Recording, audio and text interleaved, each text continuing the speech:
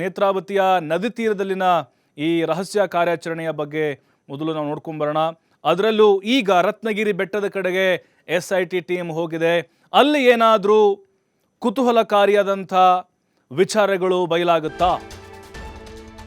ಈಗಾಗಲೇ spot number 15ರಲ್ಲಿ ಏನು ಸಿಕ್ಕಿಲ್ಲ, 13ರಲ್ಲಿ ಅರ್ಧಂಬರ್ಧ ಮಾಡಿದರು. ಈಗ ಇವನು ಎಲ್ಲಿ ತೋರಿಸ್ತಾ ಇದ್ದಾನೋ ಅನಾಮಿಕ, ಅಲ್ಲಿ SIT ಅವರು ಹೊಡ್ಕೊಂಡು ಹೋಗ್ತಾ ಇದ್ದಾರೆ. ರತ್ನಗಿರಿ ರಹಸ್ಯ ಬಯಲಾಗುತ್ತಾ? JCBಯಲ್ಲಿ ಮಣ್ಣು ಅಗಿತಾ ಇದ್ದಂತೆ ಅಡ್ಡ ಸಿಕ್ಕಿದೆ ಬಂಡೆಯಲ್ಲಿ. ಬಂಡೆ ಸರಿಸಿ ಸಮಾಧಿ ಶೋಧ ಮಾಡ್ತಾ ಇದೆ SIT ಟೀಮ್. 2.5 ಗಂಟೆಯಿಂದ ಸತತ ಕಾರ್ಯಾಚರಣೆ ನಡೀತಾ ಇದೆ. ಮೂಳೆ ಬುರುಡೆಯ ಕುರುಹು ಸಿಕ್ಕರೆ ಮಾನವ ಶ್ರಮವನ್ನ ಬಳಕೆ ಮಾಡ್ತಾರೆ, ಅಂದ್ರೆ ಮನುಷ್ಯರು ಅಗಿತಾರೆ. ಈಗ ಸದ್ಯಕ್ಕೆ JCBಯನ್ನು ಬಳಕೆ ಮಾಡ್ತಾ ಇದ್ದಾರೆ. ಅಲ್ಲಿ ಬಂಡೆ ಅಡ್ಡ ಬಂದಿದೆ ಅಂತೆ, ಯಾಕಂದ್ರೆ ಬಾಹುಬಲಿ ಬೆಟ್ಟ ಅದು ಜನನಿಬಿಡ ಪ್ರದೇಶನೇ ಅದು. ಆದರೆ ಈಗ ಅನಾಮಿಕ ಅಲ್ಲಿ ಕರ್ಕೊಂಡು ಹೋಗಿದ್ದಾನೆ. ಇಲ್ಲೂ ಕೂಡ ನಾನು ಶವಗಳನ್ನು ಹೂತಿದ್ದೆ ಅನ್ನುವಂಥ ಮಾಹಿತಿಯನ್ನು ಕೊಟ್ಟಿರ್ತಾನೆ. ಹಾಗಾಗಿನೇ ಅಲ್ಲಿ ಅಗಿತಾ ಇದ್ದಾರೆ. ಅಲ್ಲೇನಾದರೂ ಅಸ್ಥಿಪಂಜರದ ಕುರುಹುಗಳು ಪತ್ತೆ ಆಗಿಬಿಟ್ರೆ, ಕಳೆಬರ ಸಿಕ್ಬಿಟ್ರೆ ಅಲ್ಲಿ JCBನ ಸ್ಟಾಪ್ ಮಾಡ್ತಾರೆ. ಅಂದರೆ ಮತ್ತೆ ಅಲ್ಲಿ ಮತ್ತೆ ಡ್ಯಾಮೇಜ್ ಆಗಬಾರ್ದು ಅಂತ ಕಾರಣಕ್ಕೆ ಆ ಮೂಳೆಗಳಿಗೆ ಮತ್ತು ಕಾರ್ಮಿಕರಿಂದ ಭೂಮಿಯನ್ನು ಅಗಿಯುವಂತಹ ಕೆಲಸವನ್ನು ಶುರು ಮಾಡ್ತಾರೆ.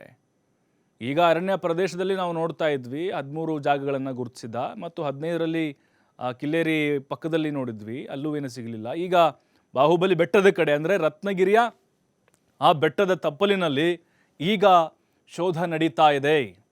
ಅಂದರೆ ಆತ ಅದೆಷ್ಟು ಹೆಣಗಳನ್ನು ಹೂತಿದ್ದಾನೆ ಅನ್ನೋದಕ್ಕೂ ಕೂಡ ಕಾರಣ ಆಗ್ತಾ ಇದೆ.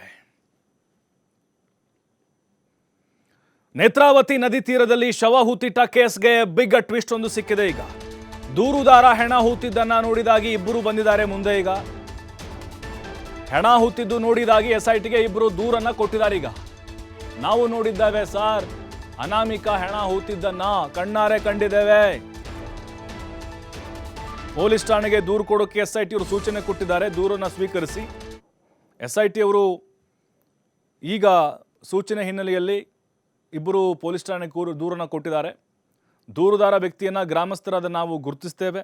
ಆತ ರಹಸ್ಯವಾಗಿ ಜನರಿಗೆ ಕಾಣದಂತೆ ಗ್ರಾಮದ ವಿವಿಧೆಡೆ ಶವಗಳನ್ನು ಕೊಂಡೊಯ್ದು ಹೂತು ಹಾಕಿರುವುದನ್ನು ನಾವು ನೋಡಿದ್ದೇವೆ. ಆತ ರಹಸ್ಯವಾಗಿ ಹೂತು ಹಾಕಿರುವುದಾಗಿ ಭಾವಿಸಿದ್ರು.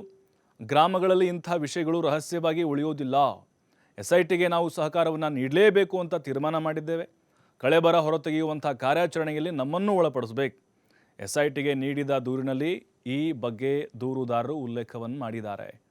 ನಿಜಕ್ಕೂ ಬಹಳ ಕುತೂಹಲ. ಯಾಕಂತ ಹೇಳಿದ್ರೆ ಕೇವಲ ಒಬ್ಬ ಅಷ್ಟೇನಾ ಅಂತ ಅಂದ್ಕೊಂಡಿದ್ರು, ಆದರೆ ಇಲ್ಲ, ಇನ್ನೂ ಇಬ್ಬರು ಬಂದಿದ್ದಾರೆ. ಅದು ಸಂಖ್ಯೆ ಜಾಸ್ತಿ ಆಗಬಹುದು. ಯಾಕೆ ಇಷ್ಟು ವರ್ಷ ಸುಮ್ಮನೆ ಇದ್ರವರು ಅಂತ ಕೆಲವೊಬ್ಬರು ಪ್ರಶ್ನೆ ಮಾಡಬಹುದು. ಯಾಕಂದರೆ ಪರಿಸ್ಥಿತಿಗಳು ಹಾಗಿರುತ್ತೆ. ನಿಮಗೆ ಎಲ್ಲ ಸಂದರ್ಭದಲ್ಲೂ ಮುಂದೆ ಬಂದು ಸತ್ಯವನ್ನು ಹೇಳುವಂಥ ಧೈರ್ಯ ಎಲ್ರಿಗೂ ಕೂಡ ಇರೋದಿಲ್ಲ. ಯಾಕಂದರೆ ಆ ಸಂದರ್ಭ ತಕ್ಕನ ಹಾಗೆ ಅದು ನಡಿಬೇಕಾಗತ್ತೆ. ಬಟ್ ಈಗ ಆತ 20 ವರ್ಷದ ಮೇಲೆ ಬಂದ ಅನಾಮಿಕ. ಹಾಗೇನೆ ಇವ್ರಿಗೂ ಕೂಡ ಅವಾಗ ಭಯ ಇತ್ತೇನೋ ಗೊತ್ತಿಲ್ಲ, ವ್ಯವಸ್ಥೆಯ ವಿರುದ್ಧವಾಗಿ ಅಥವಾ ವ್ಯವಸ್ಥೆಗೆ ಒಂದು ಪ್ರಶ್ನೆಯನ್ನು ಮಾಡುವಂಥದ್ದು. ಈಗ ಅವನು ಬಂದಿದ್ದಾನೆ ಅಂಥೇಳಿ ಇವ್ರಿಗೂ ಧೈರ್ಯ ಬಂದಿದೆ. SIT ಅವ್ರ ಮೇಲೆ ನಂಬಿಕೆ ಇದೆ, ಪಾರದರ್ಶಕವಾಗಿ ಇವರು ತನಿಖೆಯನ್ನು ಮಾಡ್ತಾರೆ ಅಂತ. ಅವನ ಜೊತೆಗೆ ಇವರೇನಾದರೂ ಹೆಣ ಹೂತಿದ್ರಾ ಅಥವಾ ಜಸ್ಟ್ ನೋಡಿದ್ರಾ, ಅದು ಕೂಡ ಬಹಳ ಇಂಟ್ರೆಸ್ಟಿಂಗ್ ವಿಚಾರ. ಮುಂದೆ ಗೊತ್ತಾಗಬಹುದು ಬಹುಶಃ. ಮತ್ತಷ್ಟು ಮಾಹಿತಿ ಆದಿತ್ಯ ನೀಡ್ತಾರೆ ನೇರ ಸಂಪರ್ಕದಲ್ಲಿ. ಆದಿತ್ಯ, ಈಗ ಈ ಸ್ಪಾಟ್ ನಂಬರ್ 16 ಏನಿದೆ, ಬಾಹುಬಲಿ ಬೆಟ್ಟದ ಕಡೆ ಹೋಗುವಂಥ ಒಂದು ಪ್ರದೇಶ, ಅದೇ ಪ್ರದೇಶವನ್ನು ಆತ ಮಾರ್ಕ್ ಮಾಡಲಿಕ್ಕೆ ಕಾರಣ ಏನು? ಅಲ್ಲೂ ಕೂಡ ಶವ ಹೂತಿದ್ದೇನೆ ಅನ್ನುವಂಥ ಮಾಹಿತಿ ಸಿಕ್ಕ ಹಿನ್ನೆಲೆಯಲ್ಲಿ ಅಲ್ಲಿ ಅಗಿತಾ ಇದ್ದಾರಾ? ಜಸ್ಟ್ ಹಾಗೆ ಅಂದಾಜಿನ ಮೇಲೆಗೆ ಕಾರ್ಯಾಚರಣೆ ನಡೀತಾ ಇದೆಯಾ? ಈಗ ಮತ್ತಿಬ್ಬರು ಬಂದಿದ್ದಾರಲ್ಲ, ಬಹುಶಃ ಇನ್ನೂ ಅದು ಸಂಖ್ಯೆ ಹೆಚ್ಚಾಗ್ಬೋದಾ ಹೇಗೆ ಅನ್ನೋದು? ಪ್ರಭು, ಈತನನ್ನು ಬಹಳ ವಿಚಾರಣೆಗೆ ಒಳಪಡಿಸಿ ಒಂದಷ್ಟು ಜಾಗಗಳ ಮಾಹಿತಿಯನ್ನು ಕಲೆ ಹಾಕಲಾಗಿತ್ತು. ಒಂದಿಷ್ಟು ಸೀರಿಯಲ್ ನಂಬರ್ಗಳನ್ನು ಏಕಕಾಲದಲ್ಲಿ ಮಾರ್ಕ್ ಮಾಡಿ ಸ್ಪಾಟ್ ನಂಬರ್ 12ರವರೆಗೂ ಕೂಡ ಅದೇ ಥರ ಅಲ್ಲಾಗಿತ್ತು. 13ರ ಒಂದು ಉತ್ಖನನ ಆಗಬೇಕಾಗಿತ್ತು, ಅದು ಬೇರೆ ಬೇರೆ ಕಾರಣಗಳಿಂದ ಆಗಿಲ್ಲ. ಉಳಿದಂತೆ ನಿನ್ನೆ ಕಲ್ಲೇರಿ ಭಾಗದಲ್ಲೂ ಕೂಡ ಆತ ಕೊಟ್ಟಂಥ ಮಾಹಿತಿಯ ಆಧಾರದ ಮೇರೆಗೆ ಅವರ ಶಾಲಾ ಬಾಲಕಿಯ ಶವವನ್ನು ನಾನು ಹೂತಿದ್ದೀನಿ ಅನ್ನುವಂಥ ಕಾರಣಕ್ಕೋಸ್ಕರ ಅಲ್ಲಿ ಉತ್ಖನನ ಮಾಡಿದ್ರು, ಅಲ್ಲಿ ಏನೂ ಸಿಕ್ಕಿರಲಿಲ್ಲ. ಸೊ ಇವತ್ತು ಕೂಡ ಒಂದು ಅಚ್ಚರಿ ಜಾಗವನ್ನು ಅನಾಮಿಕ ವ್ಯಕ್ತಿ ತೋರಿಸಿದ್ದಾನೆ. ಅದು ದೇವಸ್ಥಾನದ ಒಳಭಾಗದಲ್ಲಿ ಹೋಗುವಂಥ ದಾರಿ ಮಧ್ಯದಲ್ಲಿ ಸಿಗುವಂಥ ರತ್ನಗಿರಿ ಅಥವಾ ಬಾಹುಬಲಿ ಬೆಟ್ಟ. ತಾವು ದೃಶ್ಯದಲ್ಲಿ ಗಮನಿಸ್ತಾ ಹೋಗ್ಬೋದು. ಇದೇ ಜಾಗದಲ್ಲಿ ಇವತ್ತು ಉತ್ಖನನದ ಕಾರ್ಯ ನಡೀತಾ ಇರುವಂಥದ್ದು. ಈಗಾಗಲೇ ಪ್ರಥಮ ಹಂತದಲ್ಲಿ ಹಿಟ್ಯಾಚಿಯನ್ನು ಬಳಸಿದ್ದಾರೆ. ಯಾಕಂದರೆ ಇಲ್ಲೂ ಕೂಡ ಸಾಕಷ್ಟು ಬದಲಾವಣೆಗಳು ಆಗಿದೆ. ದೊಡ್ಡ ದೊಡ್ಡ ಧಾರ್ಮಿಕ ಕಾರ್ಯಕ್ರಮಗಳಾದಂಥ ಸಂದರ್ಭದಲ್ಲಿ ಈ ಭಾಗದಲ್ಲಿ ಸಾಕಷ್ಟು ಬದಲಾವಣೆಗಳಾಗಿದೆ ಅನ್ನುವಂಥ ಮಾಹಿತಿಯನ್ನು SIT ಕಲೆ ಹಾಕಿತ್ತು.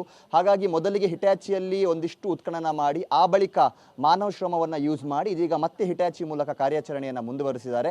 ಈಗಾಗಲೇ 5 ಅಡಿ ಆಳ 5 ಅಡಿ ಅಗಲಕ್ಕೆ ಈ ಕಾರ್ಯಾಚರಣೆ ಸದ್ಯ ಹೋಗಿರುವಂಥದ್ದು. ಮತ್ತೆ ಮಧ್ಯದಲ್ಲಿ ಸ್ವಲ್ಪ ಬಂಡೆಕಲ್ಲು ಸಿಕ್ಕಿ ಕೂಡ ಕಾರ್ಯಾಚರಣೆಗೆ ತೊಂದರೆ ಆಗಿದೆ. ಸತತ ಸರಿಸುಮಾರು 2-3 ಗಂಟೆಗಳಿಂದ ಕಾರ್ಯಾಚರಣೆ ನಡೀತಾ ಇದೆ. ಆದರೆ ಈವರೆಗೂ ಕೂಡ ಯಾವುದೇ ರೀತಿಯ ಪಾಸಿಟಿವ್ ಡೆವಲಪ್ಮೆಂಟ್ಗಳು ಆಗಿಲ್ಲ. ಇವತ್ತು ಕೂಡ SIT ಅಧಿಕಾರಿಗಳು ಬರಿಗೈಲೇ ವಾಪಸ್ ಆಗ್ತಾರಾ ಅಥವಾ ಏನಾದರೂ ಮಹತ್ವದ ತಿರುವನ್ನು ಇವತ್ತಿನ ಕಾರ್ಯಾಚರಣೆ ಪಡೆಯುತ್ತಾ ಅನ್ನೋದಕ್ಕೆ ಇನ್ನೇನು ಕೆಲವೇ ಕ್ಷಣಗಳಲ್ಲಿ ಉತ್ತರ ಕೂಡ ಸಿಗಲಿಕ್ಕೆ ಇರುವಂಥದ್ದು. ಹಾಗಾಗಿ ಕ್ಷಣ ಕ್ಷಣಕ್ಕೂ ಕೂಡ ಈ ಒಂದು ಪ್ರಕರಣ ಬೇರೆ ಬೇರೆ ದೂರುದಾರರ ಎಂಟ್ರಿ ಆಗಿರ್ಬೋದು ಅಥವಾ ಒಂದಿಷ್ಟು ಸಾಕ್ಷಿಗಳ ಎಂಟ್ರಿಗಳ ಮೂಲಕ ತಿರುವನ್ನು ಪಡಿತಾ ಇದ್ದಾರೆ. ಇವತ್ತು ಈ ನಿನ್ನೆಯಿಂದ ಒಂದು ರೀತಿ ಅಚ್ಚರಿಯ ಜಾಗಗಳ ಮೂಲಕ ಅಚ್ಚರಿಯ ತಿರುವುಗಳ ಮೂಲಕ ಆತ ತೋರಿಸ್ತಾ ಇರುವಂಥ ಒಂದಿಷ್ಟು ಪ್ರದೇಶಗಳಿಂದ ಈಗ ಈ ಪ್ರಕರಣ ಬೇರೆ ಒಂದು ತಿರುವನ್ನು ಪಡಿತಾ ಇರುವಂಥದ್ದು. ಯಾಕಂದರೆ ಈ ಕುರಿತು ಯಾರಿಗೂ ಕೂಡ ಒಂದು ರೀತಿ ಊಹೆ ಇರಲಿಲ್ಲ. ಯಾಕಂದರೆ ಇಷ್ಟು ದಿನ ನಡೀತಾ ಇದ್ದಂಥ ಒಂದು ಕಾರ್ಯಾಚರಣೆ ಏನಿತ್ತು ಅದು ದೇವಸ್ಥಾನದ ಬಹಳ ಬೇರೆ ದೂರದಿರುವಂಥ ಪ್ರದೇಶ ಸ್ನಾನಘಟ್ಟದ ಸಮೀಪದೆಲ್ಲ ನಡೀತಾ ಇತ್ತು. ಯಾಕಂದರೆ ಆ ಒಂದು ಭಾಗದಲ್ಲಿ ಬಂಗ್ಲೆಗುಡ್ಡೆ ಅನ್ನುವಂಥ ಒಂದು ಕಾಡು, ಆ ಕಾಡು ಒಂದು ಅರ್ಥದಲ್ಲಿ ನಾವು ದ್ವೀಪ ಅಂತ ಅನ್ಕೋಬಹುದು. ಒಂದು ಕಡೆಯಿಂದ ರಸ್ತೆ ಇದೆ, ಇನ್ನೊಂದು ಕಡೆಯಿಂದ ನದಿ ಇದೆ, ಮಧ್ಯದಲ್ಲಿರುವಂಥ ಒಂದು ಪ್ರದೇಶ. ಅದರ ಸುತ್ತಳತೆಯಲ್ಲಿ ಆತ ಮಾರ್ಕ್ ಮಾಡಿದ್ದ ಮತ್ತು ಅಂತಿಮ ಕ್ಷಣದಲ್ಲಿ ಒಂದು ಮಧ್ಯಭಾಗವನ್ನು ತೋರಿಸಿದ್ದ. ಬಿಟ್ಟರೆ ಅದರ ಸುತ್ತಳತೆ ಅಂದರೆ ಆ ದ್ವೀಪ ಬಂಗ್ಲೆಗುಡ್ಡೆ ಕಾಡಿನ ಒಂದು ದ್ವೀಪದ ಕಾಡು ಥರ ಏನಿದೆಯೋ ಆ ಭಾಗದಲ್ಲಿ ಎಲ್ಲ ಉತ್ಖನನಗಳು ನಡೆದಿರುವಂಥದ್ದು. 12ನೇ ಪಾಯಿಂಟ್ವರೆಗೂ ಇನ್ನೊಂದು ಹೆಚ್ಚುವರಿ ಪಾಯಿಂಟನ್ನು ಆತ ತೋರಿಸಿದ್ದ ಕಾರಣದಿಂದ ಸುಮಾರು 13 ಪಾಯಿಂಟ್ಗಳ ಕಾರ್ಯಾಚರಣೆ ಅಲ್ಲೇ ನಡೆದಿತ್ತು. ಆಫಿಷಿಯಲ್ ಆಗಿ ಪಾಯಿಂಟ್ ನಂಬರ್ 13ರ ಕಾರ್ಯಾಚರಣೆ ನಡಿಬೇಕಾಗಿತ್ತು. ಆದರೆ ಅಲ್ಲಿ ಸಾಕಷ್ಟು ಚಾಲೆಂಜಸ್ ಇದೆ. ಹಾಗಾಗಿ SIT ಈವರೆಗೂ ಕೂಡ ಅದರ ಬಗ್ಗೆ ಪರಿಶೀಲನೆ ಮಾಡ್ತಾ ಇದೆ. ಹಾಗಾಗಿ ಆ ಸ್ಪಾಟನ್ನು ಇನ್ನೂ ಉತ್ಖನನ ಮಾಡಿಲ್ಲ. ಆ ನಡುವೆ ಈಗ ಅಚ್ಚರಿ ಜಾಗವನ್ನು ತೋರಿಸಿದ್ದಾನೆ. ಇನ್ನೇನು ಕೆಲವೇ ಕ್ಷಣಗಳಲ್ಲಿ ಇಲ್ಲಿ ಅಸ್ಥಿಪಂಜರ ಇದೆ ಅಥವಾ ಇಲ್ಲ ಅನ್ನೋದಕ್ಕೆ ಉತ್ತರ ಸಿಗುತ್ತೆ. ಪ್ರಭು, ಥ್ಯಾಂಕ್ ಯು ಆದಿತ್ಯ ಮಾಹಿತಿಗಾಗಿ.